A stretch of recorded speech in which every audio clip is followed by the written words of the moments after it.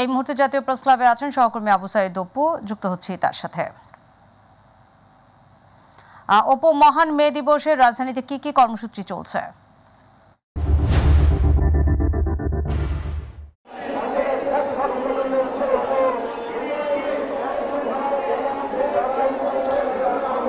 নাদিয়া, আপনাকে ধন্যবাদ। আপনার মাধ্যমে আমি দর্শকদেরকে জানাতে চাই, আজকে থেকে 138 বছর আগে অর্থাৎ 1886 সালে যে শিকাগো শহরে যে শ্রমিকরা আন্দোলন করেছিল এবং এই আন্দোলনের শ্রমঘণ্টা এবং আপনার যে মজুরি দাবিতে আন্দোলন করতে গিয়ে যে পুলিশের গুলিতে নিহত হয়েছিল, সেই থেকে কিন্তু সারা বিশ্বে কিন্তু এই শ্রমিকদের জন্য এই মহান মে দিবসটি আসলে সারা বিশ্বে পালিত হচ্ছে।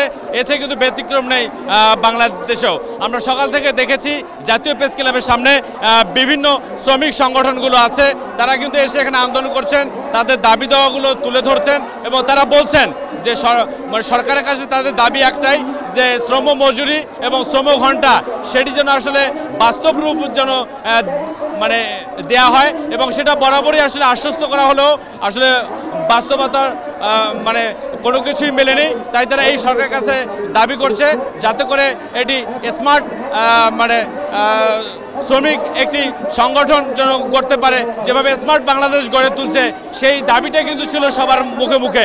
আপনারা দেখতেই পাচ্ছেন যে বিভিন্ন সংগঠন কিন্তু এখানে এসে জড়ো হয়েছেন এই জাতীয় প্রেস ক্লাবের সামনে।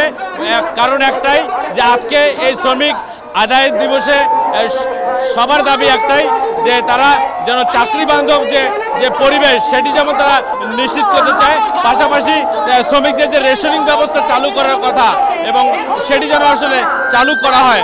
অর্থাৎ সব কিছু মিলে বলতে গেলে এতটুকুই বলতে হয় যে কোনো আসলে সম্প্রদায়ের মানুষ হোক না কেন, যারা শ্রমিক তারা যেন আসলে নিবেদিতভাবে যেভাবে কাজ করছে সেভাবে যেন তাদের শ্রমিক মজুরি এবং তাদের যে শ্রমঘণ্টা সেটি যেন নিশ্চিত করা হয় এবং তারা যে একটি ওয়েস্টবোর্ড মজুরি চেয়েছিল সেটি যেন নিশ্চিত করা হয়, সেই দাবিটি ছিল এখানে আসা সকল শ্রমিক সংগঠনের নেতাকর্মীদের। তো নাদিয়া, জাতীয় প্রেস ক্লাবের সামনে থেকে এটাই ছিল আমার কাছে সর্বশেষ খবর। নাদিয়া।